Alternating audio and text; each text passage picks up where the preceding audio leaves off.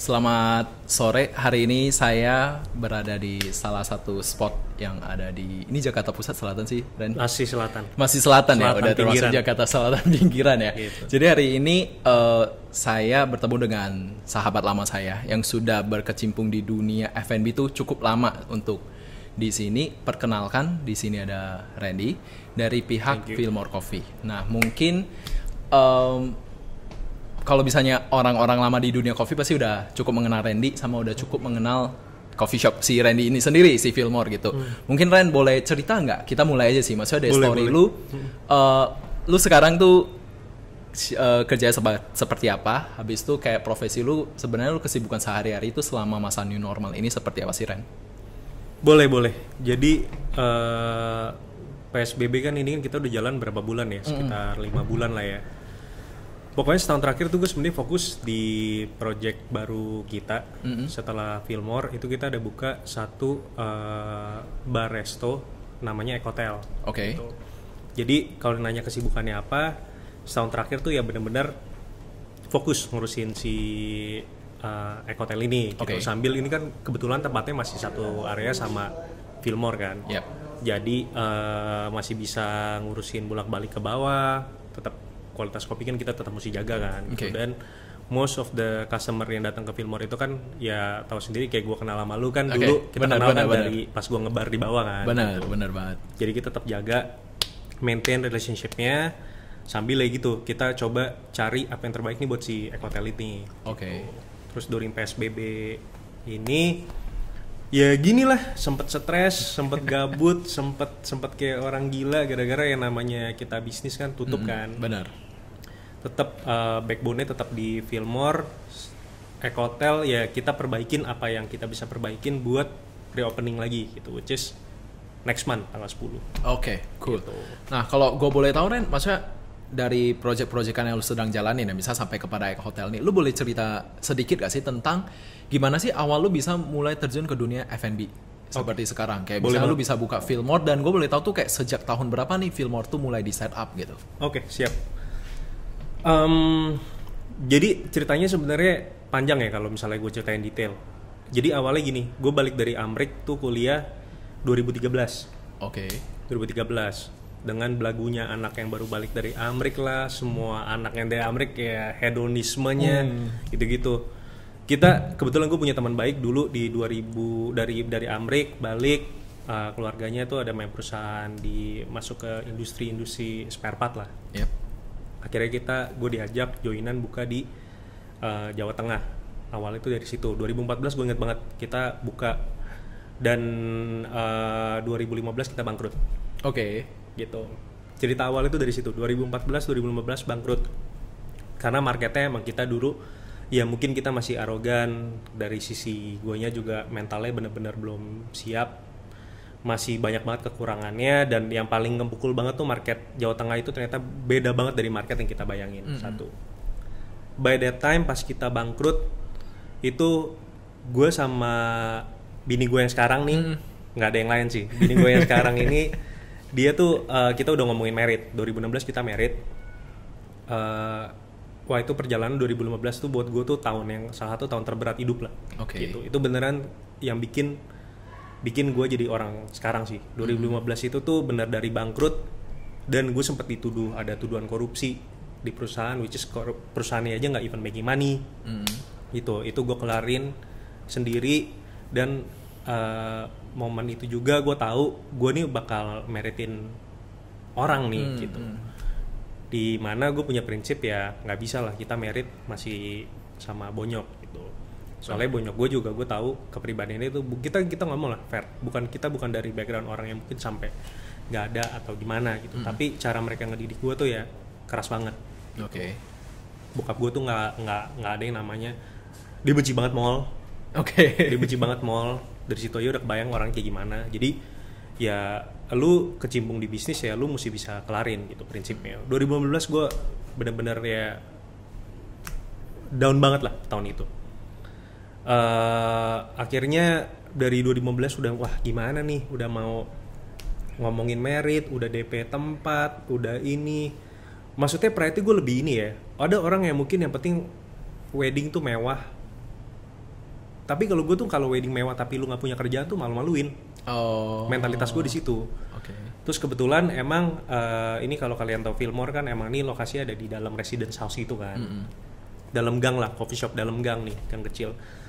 Dikasih tempat. Tadi itu kalau yang pernah ke Fillmore tuh tahu tempatnya mungkin rada aneh kali ya. Itu tadi parkiran mobil, 3 mobil. Jadi dulu dari ayah, ya udah mau nggak? Mungkin dia emang mungkin ada visi ke depannya mau dijadiin hotel atau gimana. Jadi kan perlu F&B di dalamnya kan gitu. Starting dari gue masuk dikasih tempatnya 2016. Sorry, 2015 abis kejadiannya tuh 2015 yang pas kita bangkrut itu 2015 bulan Maret kalau nggak salah. Itu dari situ 2 bulan itu di over tempat tanpa mikir panjang, dan karena gue dulu juga emang suka ngopi kerjaannya, ya akhirnya gue putusin lah, ya udah buka coffee shop deh gitu. Di tempat itu investmentnya dulu gue punya adalah jam-jam tangannya anak hedon zaman dulu, AP dulu itu, sampai akhirnya gue jual.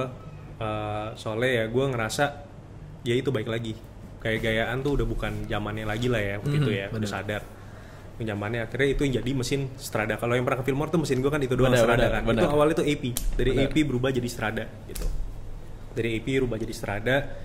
Akhirnya kita start bangun tuh konstruksi, terus ya puji Tuhan diberkatin dapat yang maksudnya semuanya itu good deal, semuanya smoothless, flawless, sampai buka. Akhirnya buka di 2016 bulan Mei.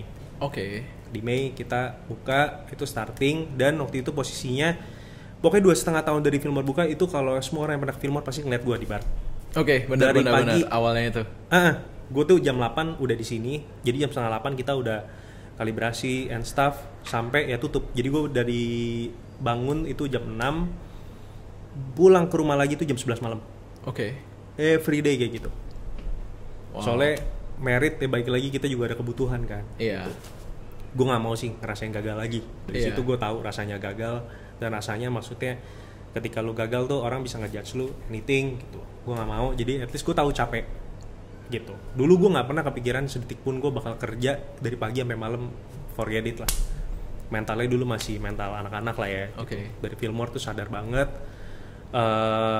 Fillmore buka di Mei, akhirnya gue merit di gue merit kapan deh?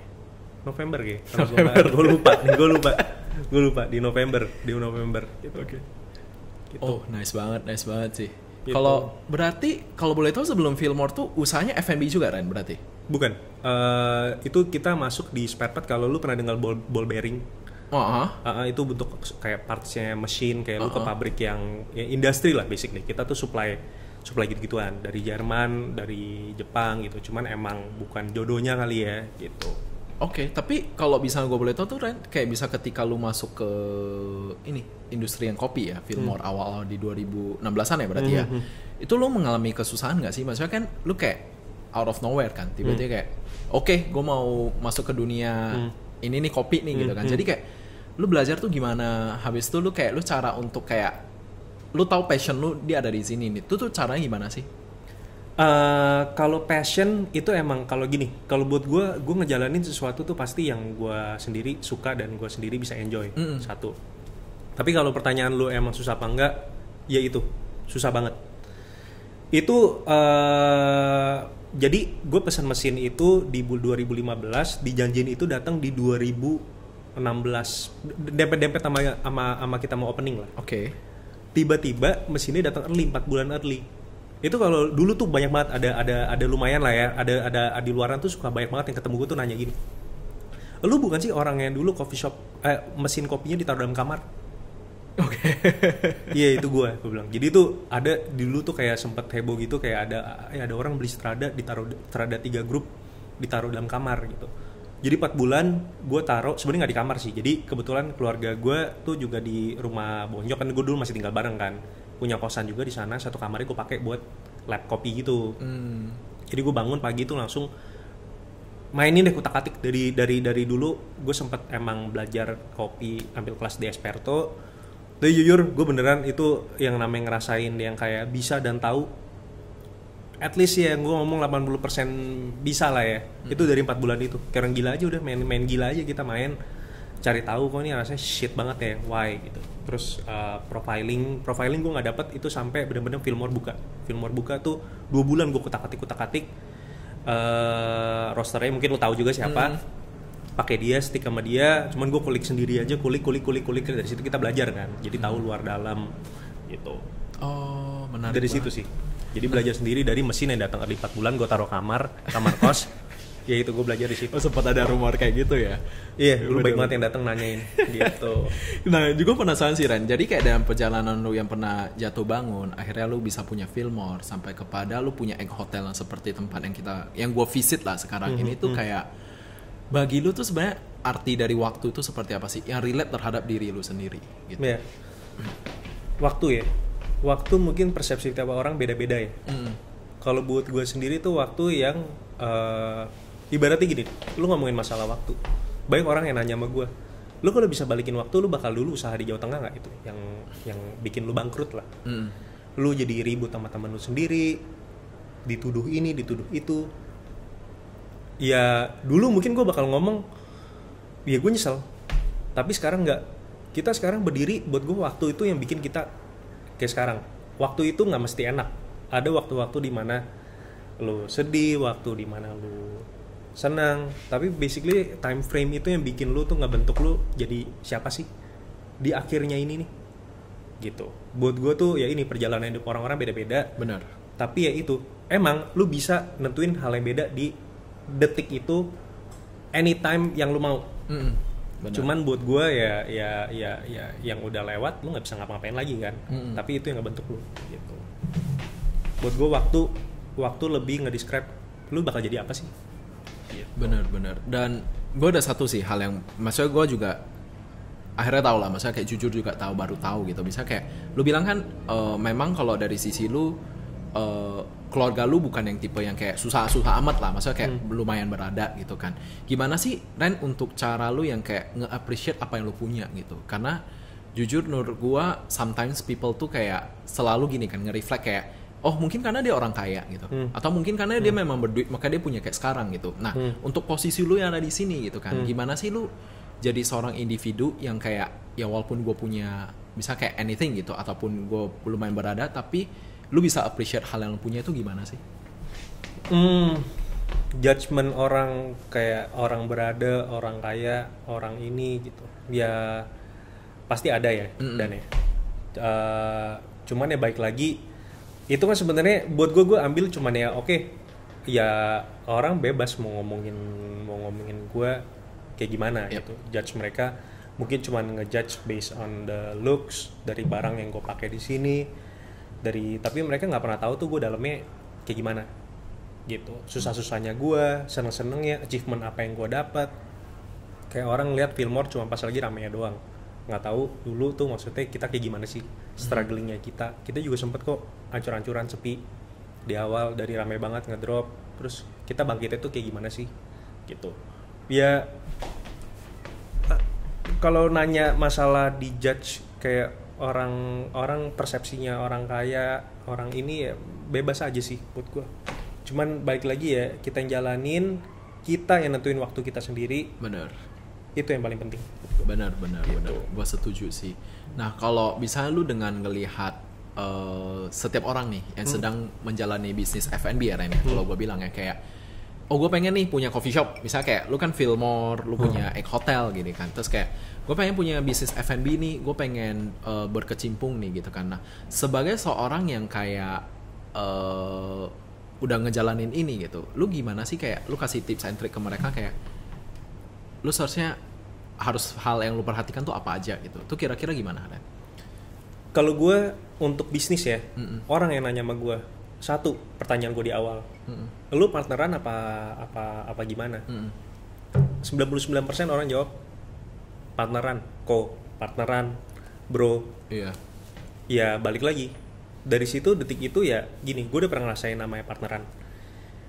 Emang partneran tuh kadang-kadang ada nilai plus, ada nilai minus ya. Kalau lu sampai kenapa-napa ya lu bagi tuh bebannya.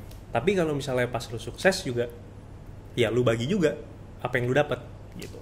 Buat gue udah pernah ngerasain yang tadi gue bangkrut itu kan gue joinan sama orang. Masih polos banget ya, itu jadi tadi momen dimana gue nentuin gue nggak mau lagi partneran sama orang. Forget it. Jadi mau susah, gue tahu susahnya kayak apa, tapi enough is enough. Buat gue jalan sendiri, dan itu yang bikin Fillmore kayak sekarang. Suggest gue buat orang-orang yang emang mau usaha ya sekarang. Kita ngomong detik ini milenial, mindsetnya mereka itu mungkin karakter mereka tuh yang kalau gue lihat tuh lebih pengen apa ya, kayak instan. Mentalitas yang gue lihat ya. Even dari segi staff yang gue interview, yang apply, jarang banget gue ketemu yang masih punya visi misi buat berjuang. Mereka mau instan, ya siapa sih nggak mau enak gitu. Gue selalu bilang ke mereka gini, oke, lu partneran, itu mungkin way out buat lu bisnis gampang ya, lu punya partner banyak, modal kebagi, modal berat emang gue akuin, tapi ya gue bilang, lu bayangin kayak gini deh, bisnis lu cuma making money bersih 20 juta sebulan, lu partneran, lu bagi itu, lu bagi, at the end of the day, after 6 months, lu bakal ngerasa nih bisnis gak worth it banget, lu dapet kecil. Padahal ya dude, itu bisnis yang lu jalanin ya mungkin itu jalannya oke. Tapi cuma gara-gara masuk kantong lu dikit, lu jadi mulai look down, jadi mulai gak serius. Itu yang gue ngerasa tuh banyak bisnis ngedrop kayak gitu. Sedangkan kalau lu emang usaha sendiri, itu punya lu sendiri, susah-susahnya lu jalanin sendiri, dude, lu dapet 20, rasanya beda. Jadi kadang-kadang orang bilang, Fillmore cuma dapat segini. Kalau dia tahu gue dapat berapa, cuma segitu ya bisnis kopi gini. Tapi buat gue maksudnya dengan gue jalan ini, gue bisa bangun hotel kayak gini purely gara-gara Fillmore. Kalau nggak ada Fillmore, gue nggak ada ini. Gue nggak apa ya, bukan yang tiba-tiba, ini gue dapat investor apa, no. Ini purely keringatnya Fillmore. Makanya gue selalu bilang hotel itu anaknya Fillmore. Gitu. Jadi dari situ gue selalu suggest ya, lu gimana pun juga kalau opinion dari gue, lu mesti berdiri sendiri buat bisnis. Lu punya that kind of mindset ya memang. Gue selalu begitu. Wow. Gitu. Jadi orang nawarin tempat nih, even join tempat ya udah bagi deh gini nih. Gue tuh lebih yang kayak takut sih. Lebih takut apa? Ngecewain lagi. Kalau gue gitu. Kadang-kadang lu punya partner bisa workout, bisa enggak. Depends on the karakter yang lu ketemuin kan. Benar. Gitu sih. Terus kalau gue boleh tahu nih, mungkin ya kayak lu boleh ceritain nggak sih kayak hal-hal yang paling berkesan bagi lu, yang bikin lu bener-bener grow up tuh ketika lu kerja ya sebagai memang lu full time banget tuh di Fillmore mulai dari 2016 sampai 2020 ini kayak ada nggak sih beberapa hal yang kayak gue inget banget nih sampai sekarang gitu, ada nggak sih Ren? Ada. Di Fillmore ya. Di Fillmore tuh ngajarin gue banget yang namanya dunia service. Dunia service. Basically buat gue nggak semua orang tuh bisa sebenarnya berhadapan langsung dengan customer. Mentalitas lu diuji. Ya basically gue juga pernah dapet, nggak tahu itu kiriman atau apa, orang datang nggak jelas. Ya kerjaannya seharian itu komplain doang, ngata-ngatain, nulis di sosmed gitu, dengan maksudnya yang even kita invite balik buat lihat CCTV bareng, apa yang salah dari situ dia pun nggak berani gitu. Ya bener mentalitas itu sih gue buat jadi tahu nih, maksudnya ya dunia bisnis itu ya bukan hahihi. Itu tuh dunia yang benar-benar yang orang bilang dunia kejam lah ya. Benar-benar buat apa ya, kasih lu pelajaran lah gitu.